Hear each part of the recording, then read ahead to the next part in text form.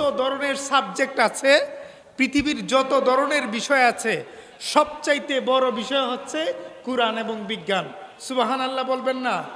এই যে আপনি জন্মগ্রহণ করেছেন, জন্মগ্রহণ করবার পর থেকে আপনি যে মারা যাবেন, সেই মারা যাওয়ার ভিতরে পুরো জীবনে একটা বিজ্ঞানময় চিন্তাভাবনা আছে। আল্লাহ পাক যে লাউহে মাহফুজ থেকে দুনিয়ার মধ্যে কুরআন নাজিল করেছেন, প্রত্যেক বিষয়ে প্রত্যেক জায়গায় জায়গায় একটা বিজ্ঞানের উপস্থিতি আছে। এই জন্য আমি সূরা লুকমানের 2 নম্বর আয়াত তিলাওয়াত করেছি। আল্লাহ বলেছেন যে তিলকা আয়াতুল কিতাবিল হিকমা হাকিম। আল্লাহ বলতেছেন যে এইগুলো বিজ্ঞানময় কিতাবের আয়াত। আল্লাহ যে এই কুরআন নাজিল করেছেন, প্রত্যেক জায়গায় পরতে পরতে বিজ্ঞান আছে। শুরুতেই আমি এই আয়াত তিলাওয়াত করবার আগে আমি একটা জিনিস পড়েছি, এটা আপনি আমি সবাই জানি। সেটার নাম কি?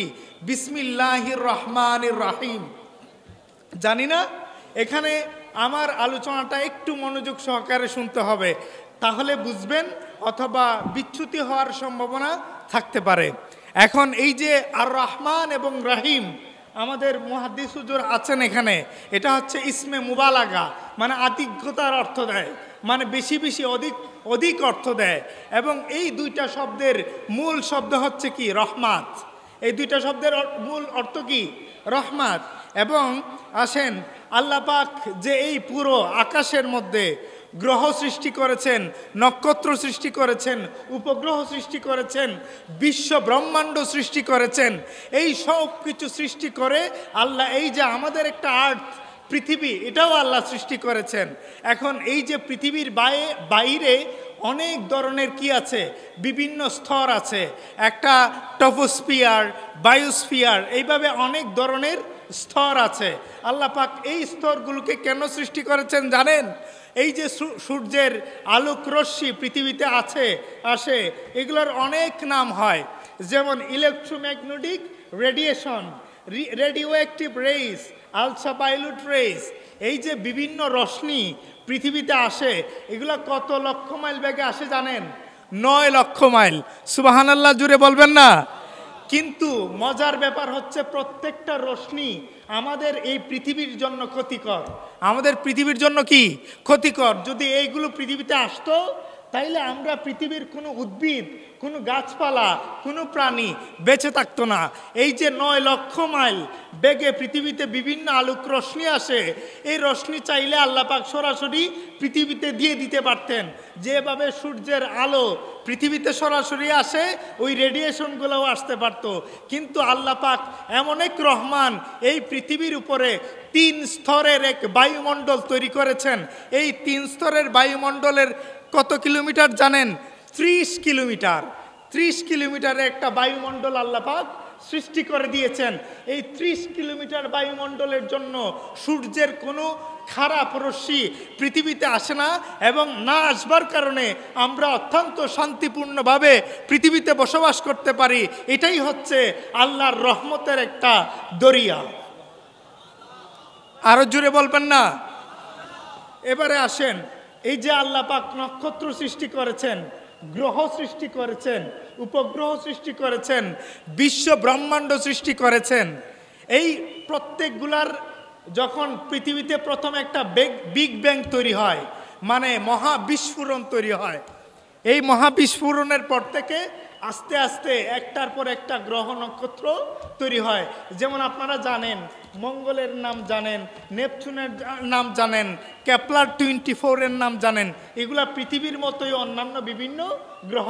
পার্থক্য হচ্ছে পৃথিবীতে প্রাণের অস্তিত্ব আছে, কিন্তু এগুলার মধ্যে প্রাণের কোনো অস্তিত্ব নাই। এখন এই যে আল্লাহ পাক এতগুলো গ্রহ সৃষ্টি করেছেন, এতগুলো নক্ষত্র সৃষ্টি করেছেন, এরা একটা আরেকটার কাছে আসতে চায়। একটা আরেকটা কি করতে চায়? কাছে আসতে চায়। এই যে কাছে আসার প্রবণতা, এটাকে বলা হয় ফোর্স অফ গ্র্যাভিটি। নাম কি? Force of gravity.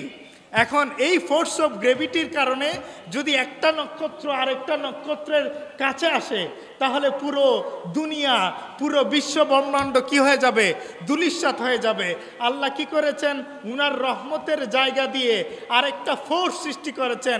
এটার নাম হচ্ছে ফোর্স অফ এক্সপ্লোশন, মানে এই ফোর্সের কারণে সম্প্রসারণ গতি, আগে তো কাছে আসতে চাইতো মহাকর্ষের কারণে, আল্লাহ পাক যখন এই ফোর্স তৈরি করে দিয়েছেন তখন একটা নক্ষত্র আরেকটা নক্ষত্র থেকে দূরে দেওয়া শুরু করেছে। চিৎকার দিয়ে বলুন সুবহানাল্লাহ। আল্লাহর এই রহমতের ভান্ডার বিজ্ঞান দিয়ে যদি আপনি চিন্তা না করেন, কখনো দিনের মধ্যে আপনি স্থিতিশীল থাকতে পারবেন না। একটা উদাহরণ দেই, আমরা পড়েছি না মিজানের কথা, যে আমরা যখন কিয়ামতের ময়দানে উঠব আল্লাহ আমাদেরকে কি করবেন, আমাদের সওয়াব নেকি গুনাহ সব মিজানের পাল্লায় পরিমাপ করবেন। এখন আপনি বলেন যে এই যে মিজান, আপনি কি আমরা যে গুনাহ করি সওয়াব করি এটা কি আপনি দেখতে পান? দেখতে পান না। গুনাহ কোন ধরনের জিনিস, সওয়াব কোন ধরনের জিনিস, এটা আপনি কখনো বুঝতে পারবেন, দেখাইতে পারবেন যে গুনাহ হয়েছে সওয়াব হয়েছে? আপনি কখনো কাউকে দেখাতে পারবেন না। এখন আপনি একজন নাস্তিককে কিভাবে বিশ্বাস করাবেন যে গুনাহ বলতে জিনিস আছে, সওয়াব বলতে জিনিস আছে? আপনি এই প্রশ্নের উত্তর দিতে পারবেন? নাই আপনার কাছে। আপনি বলবেন আল্লাহ কুরআনে বলেছেন, রসুল হাদিসে বলেছেন। ওরা তো কুরআন মানে না, ওরা তো হাদিস মানে না। আপনার উদাহরণ এখন যাবে কোথায়? এটার একটা উদাহরণ দিয়ে আসেন। আপনি তেল বিক্রি করেন না, তেল, সরিষার তেল, সয়াবিন তেল, অন্যান্য তেল, এই তেল বিক্রি যখন করেন অথবা কিনে আনেন, এটা ওজন করার জন্য কি দিয়ে মাপা হয়? নাম কি? লিটার। লিটার নাম কি? লিটার। আপনি যখন আলু বেচেন তখন লিটার বেচেন? বেচেন না। আপনি আলু বেচেন কি দিয়ে? কেজি দরে। আপনি যখন আপনি আবার যখন অন্যান্য জিনিস, যেমন ধরেন আপনি যদি কোনো মেটাল জাতীয় কোনো জিনিস বেচেন, আপনি তখন কি এটা কেজি দরে বেচেন? না, এটা টন দরে বেচেন। আপনার যে জ্বর হয়, কত ডিগ্রি জ্বর হইল, আপনি কি এটা কেজি দরে মাপেন নাকি লিটার দরে মাপেন? মাপেন না, আপনি থার্মোমিটার দিয়ে মাপেন। এই যে পৃথিবীতে ভূমিকম্প হয়, আর্থকোয়াক হয়, আপনি কি লিটার দিয়ে মাপেন? মাপেন না। আপনি লিটার দিয়ে পৃথিবীর ওজন করতে পারবেন না। তখন কি করেন? আপনার একটা স্কেল আছে, এই স্কেলের নাম কি? Richter scale. নাম কি? Richter scale. এই রিক্টার স্কেল দিয়ে আপনি কি করেন? ভূমিকম্প মাপেন। এভাবে বিভিন্ন স্কেল দিয়ে আপনি বিভিন্ন কিছু ওজন করেন। আপনি যদি রক্ত মাপেন, রক্ত তো কেজিতে মাপেন না, লিটারে মাপেন না, আপনি ব্যাগে মাপেন। আল্লাহ পাকের মিজান এমন এক মিজান, দুনিয়ার রাস্তায় যদি গাড়ি চলে, এটাকে পরিমাপ করার জন্য আরেকটা মেশিন আছে, ওইটা কেজিতে ওজন করা হয় না। পৃথিবীর প্রত্যেকটা গতি, প্রত্যেকটা জিনিস, প্রত্যেকটা বস্তু, প্রত্যেকটা তরল পদার্থ, প্রত্যেকটা কঠিন পদার্থ মাপার জন্য কি আছে? আলাদা আলাদা ওজন যন্ত্র আছে। এইভাবে আল্লাহ পাক এমন এক মিজানকে বানিয়েছেন যে পৃথিবীর কোনো মানুষ কল্পনা করতে পারবে না নেকি কি দিয়ে ওজন করা হয় এবং পাপ কি দিয়ে ওজন করা হয়। সুবহানাল্লাহ বলবেন না? এবার আসেন, আপনি নাস্তিককে প্রশ্নের উত্তর দেন যে আপনার কাঁধে যে আল্লাহ ফেরেশতা তৈরি করে দিয়েছেন, এটা আপনি চোখে দেখেন? চোখে দেখেন না। এই যে চোখে দেখেন না, এই না দেখার জিনিস আপনি তারে বিশ্বাস করাবেন কেমনে? সে তো কুরআন মানে না, হাদিস মানে না। এই জিনিস কি আপনাকে যখন প্রশ্ন করা হবে, আপনি যখন উত্তর দিতে পারবেন না, আপনি সাথে সাথে বেঈমান হয়ে চলে আসবেন। এই জন্য তাসাউফের একটা স্তরের নাম হচ্ছে বিজ্ঞান, যেটাকে আরবিতে বলা হয় হিকমা। কি বলা হয়? এই হিকমা। আল্লাহ পাক কুরআনুল কারিমে 11 জায়গাতে এই হিকমার কথা উল্লেখ করেছেন। শুধু এটা বলেন নাই, আল্লাহ বারবার বলেছেন আমি পৃথিবীতে হিকমার নিদর্শন রেখেছি। এই নিদর্শনের সবচাইতে বড় নিদর্শন পৃথিবীতে কি আছে জানেন? মিশরের পিরামিড। আজ পর্যন্ত কোনো বিজ্ঞানীর ক্ষমতা হয়নি এই পিরামিডের পাথর কিভাবে উপরে উঠলো, আর এই পিরামিডকে কারা বানিয়েছে, কখন বানিয়েছে, কিভাবে বানিয়েছে। চিৎকার দিয়ে বলুন সুবহানাল্লাহ। এরপরে আসেন, আল্লাহ পাক এখান বিজ্ঞানের অনেক জিনিস আছে, এই সবগুলো জিনিস কখনো 2 ঘন্টা 4 ঘন্টা 5 ঘন্টার আলোচনায় করা সম্ভব না। আসেন, আল্লাহ পাক আমাদেরকে কি দিয়েছেন? ভ্রূণ দিয়েছেন। এটাকে বলা হয় এমব্রায়োলজি। কি বলা হয়? এমব্রায়োলজি।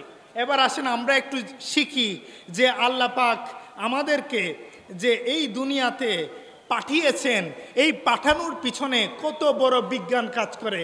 দেখেন, আল্লাহ পাক যে কোরআন, আমরা বলি কোরআন বিজ্ঞানময় গ্রন্থ।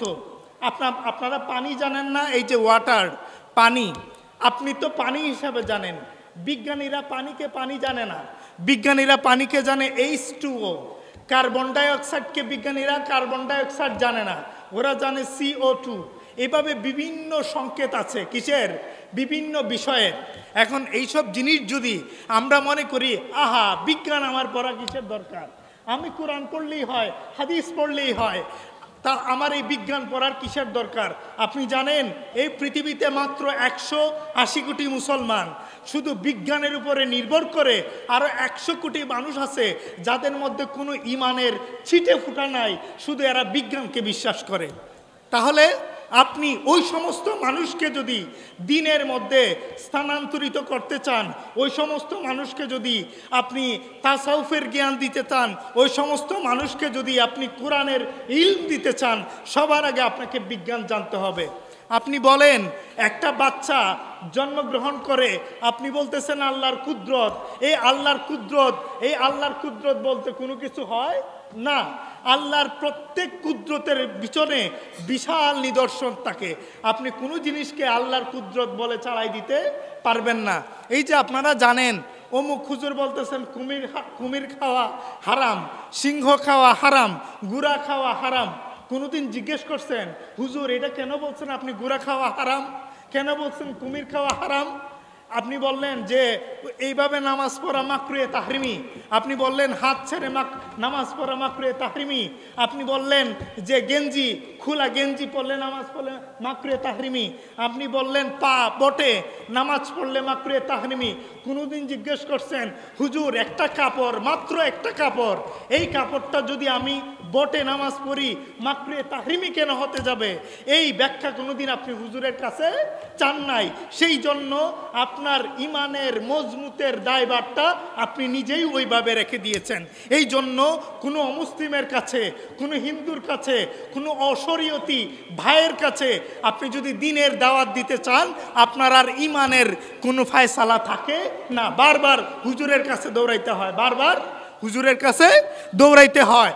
রসুলে পাক আমাদেরকে হিকমা শিক্ষা দিয়েছেন, দ্বীনের ইলম শিক্ষা দিয়েছেন, বাইতুল আরকাম করেছেন, দারুল আরকাম করেছেন, মদিনার অলিগলিতে বসে বসে, মক্কার অলিগলিতে বসে বসে সাহাবায়ে কেরামদেরকে বিজ্ঞান শিখিয়েছেন।